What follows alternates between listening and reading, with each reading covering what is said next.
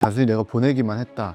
이거는 너무 얕은 수인 것 같아요. 이 카톡은 일단 너무 과해요. 쉽게 말해서 주작 티가 나고 구구절절 설명하는 거 한번 읽어봐 주시겠어요? 너무 길어요. 최근 모텔 약물 살인녀 사람들을 죽여놓고 피해자 핸드폰으로 오빠 잘 들어갔어 하고 자작 카톡을 남겼는데 카톡을 남겨서 하는 게 피의자한테 유리한 증거로 인정될 확률이 있는지 좀 궁금합니다. 6월 9일자 살인 사건이죠. 본인이 카카오톡을 그 남자에게 보낸 기록을 남긴 거죠. 마치 자기가 나올 때만 해도 그 남자는 깨어 있었다라든지 또는 죽지 않았다라는 내용을 좀 밝히고 싶었던 것 같아요. 사실 피해자가 보낸 카톡이 아니면 현실적으로 크게 이게 뭐 어떤 방어 논리가 되긴 힘들지 않을까요? 행적을 역으로 추적하다 보면은 용의자가 특정이 되고 그렇죠. 그 과정에서 이제 뭔가 어색한 상황들이 발생하지 않습니까? 그러니까 그런 모든 상황을 종합적으로 보는 거기 때문에 그냥 단순히 그냥 사건 이후에 메시지를 주고받은 것도 아니고 단순히 내가 보내기만 했다. 이거는 너무 얕은 수인 것 같아요. 대한민국 경찰 수사력을 너무 쉽게 생각한 건 아닌가 그런 생각이 드네요. 이 카톡은 일단 너무 과해요. 쉽게 말해서 주작 티가 나고 구구절절 설명하는 거 한번 읽어봐 주시겠어요? 너무 길어요. 진짜 기네. 그냥 오빠 자고 있어서 저 먼저 갈게요. 화해 카톡 보내는 수준인데. 네, 맞아요. 네, 네. 그러니까 뭔가 다투고 나서 화해를 해서 이만큼 썼네 진짜. 그래서 좀 더 자연스럽고 좀 더 간단한 내용이었으면 진짜 이때 갔나? 약간 이렇게 조금 유리하게 생각을 했을 수도 있을 것 같은데 근데 이거는 너무 과하고 누가 봐도 이거는 좀 본인의 알리바이나 결백을 위해 만들어낸 것 같다 이런 인상을 주기 때문에 오히려 이런 걸 남겨놨다는 게 마이너스죠. 이런 거 보니까 그런 거 생각나네요. 왜 그 미성년자하고 성매매 하면서 미리 약간 그 대화 기록 남기는 이런 그쵸. 피의자 피고인들 있잖아요. 네네네. 그런 거랑 거의 비슷한 수준인 것 같네요. 뭔가 미성년자임을 알면서도 사실은 그걸 피해가기 위해서 녹음을 이제 시작하는 이런 케이스들이 상당히 많거든요. 많죠. 네. 시키잖아요. 그쵸. 그런 경우 그러니까. 있죠. 저는 성인입니다 뭐 이런 말을 하라고 시키고 그러니까 그런 자기적인 거는 저도 안 될 것 그러니까요. 같아요. 근데 생각보다 사람들이 그렇게 많이 한다는 거. 그게 딱 지금 이 김소영 수준인 거죠. 많은 사람들이 이제 그런 녹음을 가지고 오면서 아니 이거 봐요 얘가 자기 성인이라고 했어요 라고 변명을 하잖아요. 그러면 네가 이상하니까 물어본 거 아니야 임마. 녹음을 왜 했어? 그렇죠. 이상하니까 의심이 되니까 녹음하는 거기 때문에 그렇죠. 그러면은 지금은 성인과 미성년자의 관계에 대해서만 얘기하셨었는데 성인끼리 서로 동의하에 관계를 갖고 나서 나중에 다른 문제가 생겼을 경우에는 좀 어떻게 준비를 해야 되고 그런 일이 발생하지 않기 위해서는 또 어떻게 해야 될지. 우스갯소리지만 농담 반 진담 반으로 주변 지인들, 특히 이제 남자 지인들한테 하는 말이 첫 번째, 첫 성관계를 술 마신 상태에서 하지 마라. 그리고 처음 본 여자랑 그날 성관계 하지 마라. 이렇게 이야기를 하거든요. 왜 그러냐면은 보통 많은 사고들이 처음 만났는데 술 마셔서 이루어져요. 그러니까 이 두 가지가 결합되면은 성관계 이후에 나는 술에 취해 있었는데 별로 원하지 않았던 관계다. 이렇게 주장을 했을 때 방어하기가 상당히 힘들거든요. 맞아요.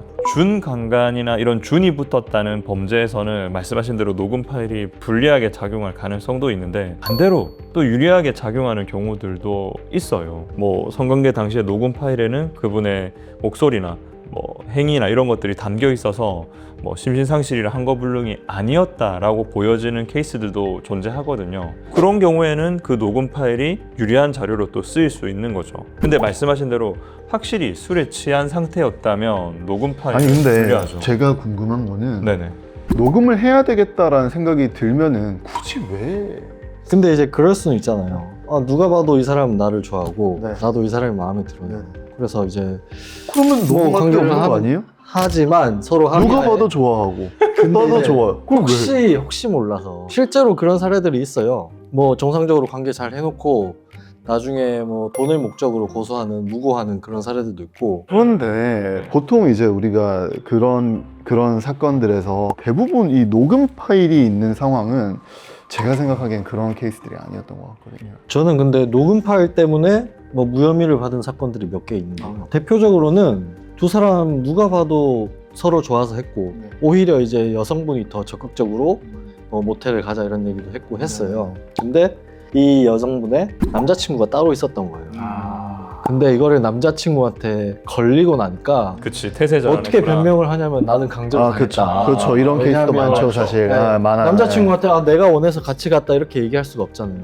그러면 이제 남자친구가 그럼 고소하자 이렇게 해서 고소를 했는데 그 피의자 의뢰인분은 녹음을 다 해놨어요. 그래서 오히려 이거는 강제로 한 게 아니다라는 걸 입증해서 말씀하신 대로 저도 딱 그런 케이스에서 오히려 녹음 파일이 위력을 지닐 수 있다고 생각을 해요. 그렇죠. 사실 요즘은 사회 분위기적으로도 그렇고 제도적으로도 그렇고 성범죄에 대한 불이익이 너무 커요.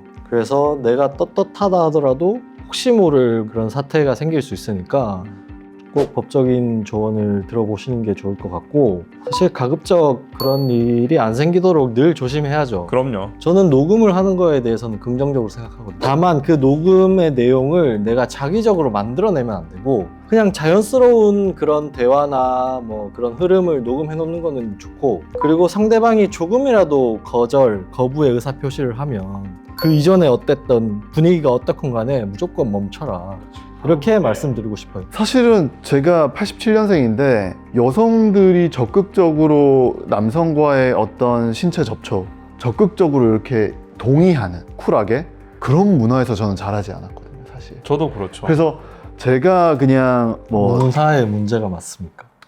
그러니까 개인의 문제가 아닐까. 미안합니다. 뭐 어쨌든 계속 말씀하시죠. 미안합니다. 아니요, 더 이상 이야기할 필요가 없네요. 한 살 차이인데 달랐나 봅니다. 문화의 차이가 아닌 걸로. 사실은 그런 분위기의 사회였던 것 같아요. 이만큼 분위기가 엄격하진 않았고 거절의 의사표시가 되게 진지하다고 생각하지 않아야 조금 터프한 남자고, 이런 사회적인 분위기가 분명히 있었고 자라왔는데, 이제 터프한 남자는 안 되죠. 그죠? 어떻게 이렇게 될 수 있다. 그렇죠. 네. 진짜 터프해지는 거죠. 그렇죠. 삶이. 그렇죠. 네, 삶이 터프해질 수 있다. 지금 현대에서는 거절은 거절로 받아들이시고 노는 무조건 노인 거지, 그거를 이거 얘가 튕기는구나 뭐 이런 식으로 하시다가는 큰일 날 수 있다. 진짜 골로 가는 거죠. 모든 증거라는 것은 자연스러움이 힘이거든요. 실제로 우리가 보이지 않는 장면에서도 어떤 것이 자연스러웠을까, 이런 게 그 어떤 판단의 핵심이 되는 경우가 많습니다. 맞아요. 그래서 증거 수집도 물론 중요하기는 한데, 뭔가 내가 자기적으로 뭔가를 만들려고 하면 벌써 부자연스럽게 시작하거든요. 어쨌든 증거와 관련해서 자연스러운 수집이나 자연스러운 행동을 한다는 거는 당연히 전제돼야 하는 것 같고요. 그리고 과거와 문화적 차이가 크게 생겼으니까 상대방이 나와의 신체 접촉을 원하는지 원하지 않는지 정확하게 확인하는 게 필요하고, 거부 의사가 단 1회라도 있다면 도망가시고, 또 아무 말이 없다면은 확인을 한 번 더 해보시고, 그런 조심성이 필요하다, 이렇게 말씀드릴 수 있겠습니다. 마지막으로 좀 정리하면, 김소영 사건에서 만약에 조금 더 이제 치밀하게 증거를 꾸몄고 내가 성폭력 당할 뻔해가지고 우발적으로 살인을 저질렀다라고 하면 이제 결과는 바뀌었을 수도 있는지. 저는 그럴 일은 없다고 봅니다. 그게 사실이 아닌 이상 생각보다 대한민국 경찰력이 정말 강하거든요. 그럼요. 그리고 그게 범죄의 수위가 높아질수록 강한 수사력이 투입이 됩니다, 대한민국은. 예를 들어서 뭐 인터넷에 모욕 댓글 쓴 거에 투입되는 수사력이랑 그런 중대범죄에 투입되는 수사력의 차이가 굉장히 높기 때문에 어떠한 사후 조치로도 이거는 사실은 빠져나가기 힘들지 않을까. 특히 살인이라면 저는 그렇게 생각이 되네요. 사실 증거 하나만 가지고 결론이 나는 경우는 거의 없잖아요. 그러니까 아무리 김소영이 그 카톡 대화를 잘 꾸며서 만들었다 하더라도 그게 다른 정황이랑 부합이 돼야 돼요. 그래서 다른 뭐 CCTV나 그 이전의 범행이라거나 뭐 여러 가지 정황들이 있을 텐데, 그것들과 전혀 부합되지 않는 증거 하나가 완벽하게 만들어졌다고 해서 절대 무죄가 되지 않죠. 그래서 법원이나 수사기관이나 모든 것을 어차피 종합해서 판단하기 때문에 그 하나만으로 결정되지 않습니다. 상해 사건 3건 일으키고 살인 사건 2건, 그리고 마지막 살인 사건에서 자기가 증거 조작한 건데 이미 앞에 너무 잘못된 스토리가 깔려 있잖아요. 그러면 수사기관이 이걸 놓칠 리 만무하죠.